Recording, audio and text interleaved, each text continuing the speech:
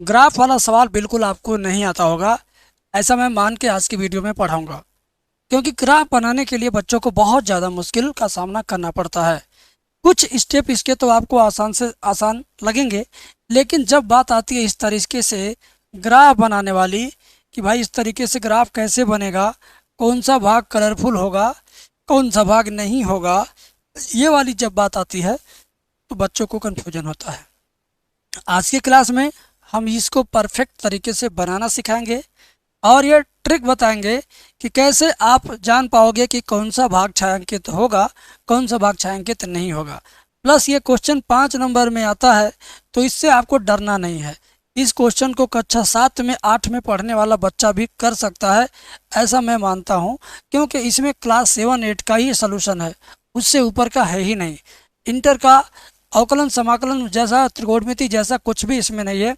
सिर्फ क्लास 7 8 में जो रैखिक समीकरण, दो चर में रैखिक समीकरण होता है, उसी से ये क्वेश्चन पूरी तरीके से सॉल्व हो जाएगा। तो मैं मानता हूँ कि आज आप इसको सीखेंगे, देखेंगे। और हिंदी का पेपर बहुत जल्दी होने वाला है।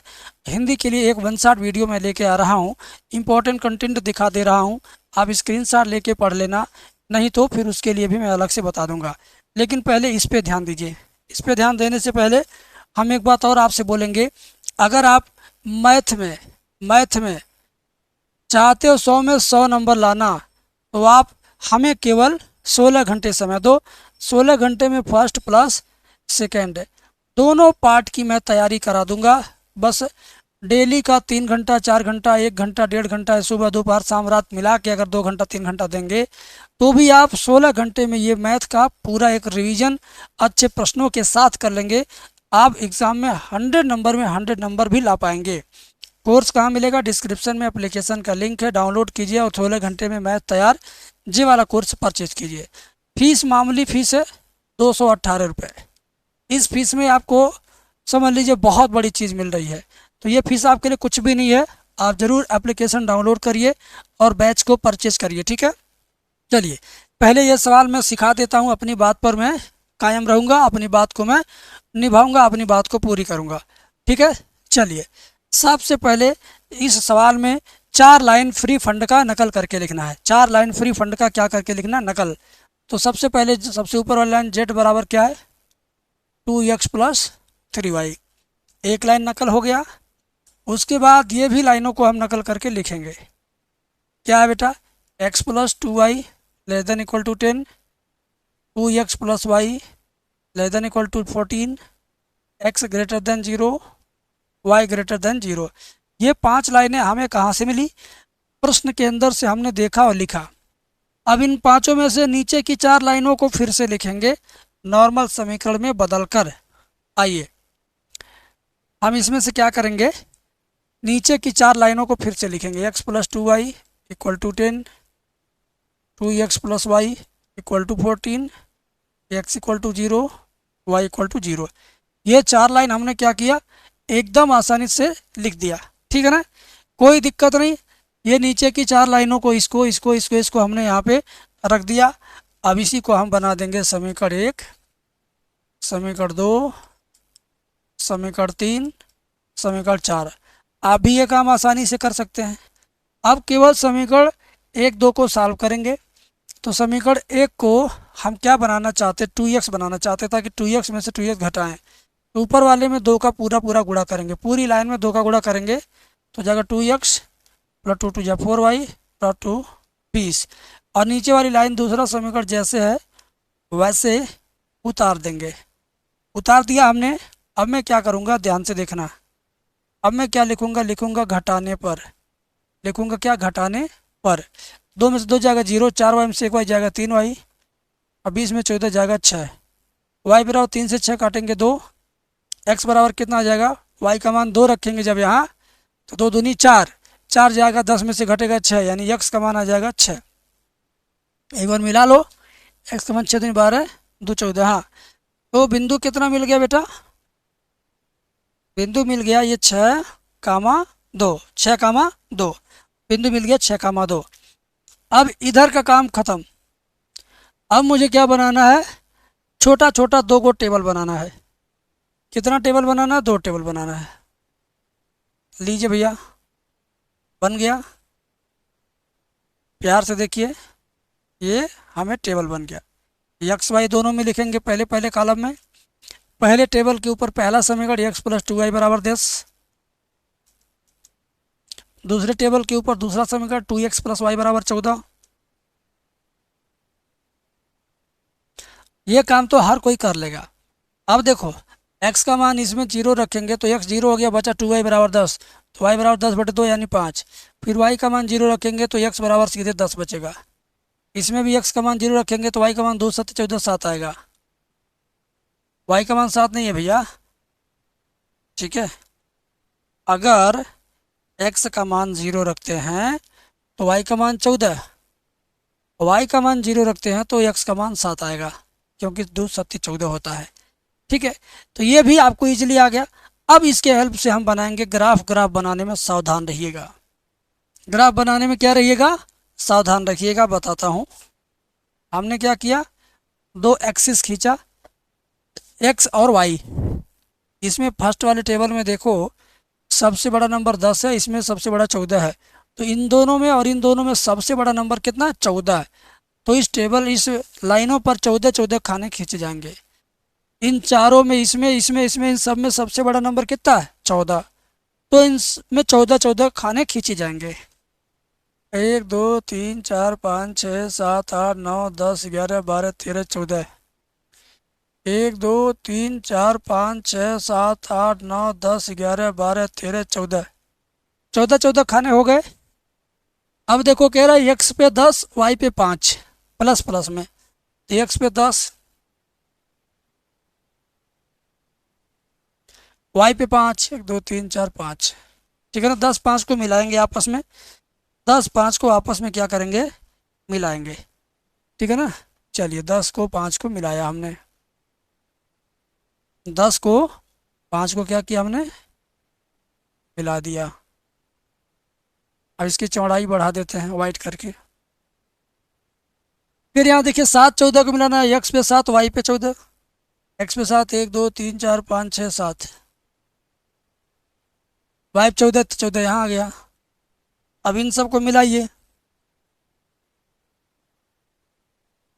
ठीक है। आइए,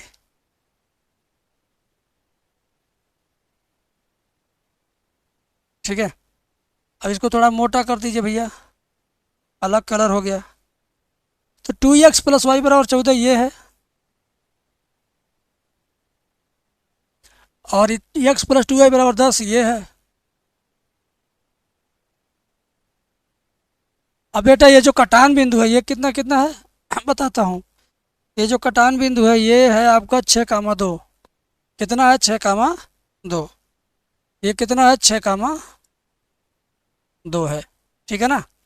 चलो, अब मैं आपको बताता हूँ कि छायांकित भाग कैसे आप जानोगे कि छायांकित भाग ये वाला होगा। देखो, यहाँ पर क्वेश्चन में शुरुआत में ही दिया x और y का मान 0 0, इसी लाइन में रखना है।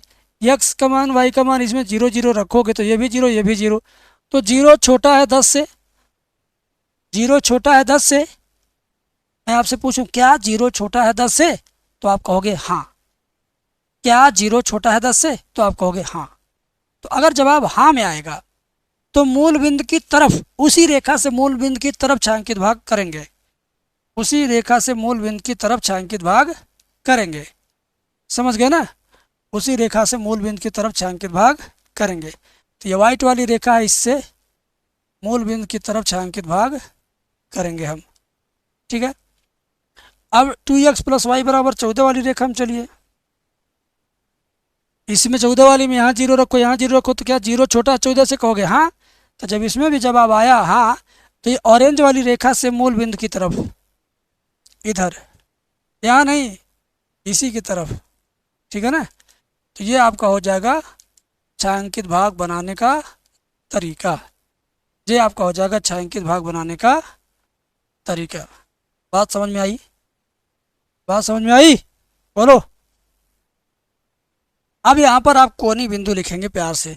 ये आपका ओ रहेगा 0,0, और ये आपका ए रहेगा, ये आपका बी रहेगा, ये आपका सी रहेगा। 1 2 3 4 5 0,5, 1 2 3 4 5 6 7, ये आपका 7,0 है, ये तो दिया ही है 6,2। 1 2 3 4, 4 को कोनी बिंदु आ रहा है, 1 कोना 2 कोना 3 कोना 4 कोना। जो छायांकित भाग है केवल उसी छायांकित भाग के कोने कोने कोने के बिंदुओं को लिखना होता है। तो छायांकित भाग का 1 कोना 2 कोना 3 कोना 4 कोना, चारों कोनों को लिखना है। OABC, छायांकित भाग के चारों कोनों को लिखना है, ठीक है ना। OABC बनाना है। क्या बनाना है? OABC।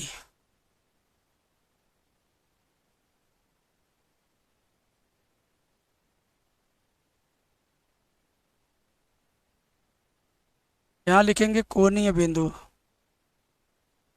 यहाँ लिखेंगे कोणीय बिंदु। यहाँ क्या लिखेंगे? जेड बराबर। तो जेड बराबर कितना लिखते हैं? यहाँ दिया है 2x + 3y। जेड बराबर क्या लिखेंगे? 2x + 3y। और ये आपका O होगा, A होगा, B होगा, C होगा। O आपका 0,0 है, A आपका कितना है? 706205 7062। और कितना बेटा ऊपर? 05। इसमें रखो 0 0 रखोगे 0 आएगा, 7 रखोगे 7 दूना 14 आएगा, और 6 2 रखो 6 दूनी 12, 2 3 6, 12 6 18 हुआ, 5 रखो 3 5 6 15 हुआ। अब इसमें ये आपको बताना है कि आपको अधिकतमीकरण निकालना है कि न्यूनतमीकरण निकालना है, ये देखना है, ठीक है। क्या निकालना है ये आपको देखना पड़ेगा। क्या निकालना है? अधिकतम मान बोल रहा है ना, तो यानी अधिकतमीकरण निकालना है। क्या निकालना है? अधिकतमीकरण। क्या निकालना है? अधिकतमीकरण, ठीक है ना। तो यहाँ लिखेंगे जेड का अधिकतम मान, अधिकतम मान कितना? जेड का अधिकतम मान इसमें सबसे कितना? सबसे 14 है कि 18? 18 है ना, बस अधिकतम मान 18, तो आंसर 18 आ गया। जेड का अधिकतम मान 18 है, अधिकतमीकरण ही बताना था ना। हाँ, बस काम खत्म। तो आपने सीखा कि नहीं सीखा? समीकरण पहले हल करते हैं, ये पांचों फिर से लिख देंगे क्वेश्चन में देख के, फिर 4 का फिर से नॉर्मल समीकरण बनाएंगे, दोनों को हल करेंगे, प्रतिच्छेद बिंदु, छोटा छोटा 2 खाना बनाएंगे, टेबल बनाएंगे, पहला समीकरण पहले टेबल के ऊपर, दूसरा समीकरण दूसरे टेबल के ऊपर। उसके बाद ये ग्राफ बनेगा, ग्राफ बनाने के बाद ये कोनी बिंदु वाला टेबल बनेगा, इस कोनी बिंदु में वैल्यू रख करके आंसर निकाल लेंगे। तो टोटली इसमें कितने स्टेप हैं? 1 2 3 4 5 और वो 6। इस सवाल में 6 स्टेप हैं। अच्छा, वो स्टेप का मिला जुला करके जो आपको मिलना है वो केवल और केवल 5 अंक मिलना है एग्ज़ाम में, ठीक है। इंग्लिश मीडियम वाले बहुत सारे स्टूडेंट इस समय मेरे चैनल पे पढ़ रहे हैं, कमेंट करके बताते हैं कि सर समझ में आता है। और मैं एक बात और बोलना चाहूँगा, सबसे जिन्होंने 16 घंटे वाला बैच नहीं लिया है उन सबसे बोलूँगा कि बैच ले लीजिए, पढ़िए अच्छे से। शुभकामना मेरी आपके साथ रहेगी और आप पास होंगे, ठीक है। स्क्रीन पे मोबाइल नंबर दिया रहा है, फ़ोन करके बात कर सकते हैं। Thank you.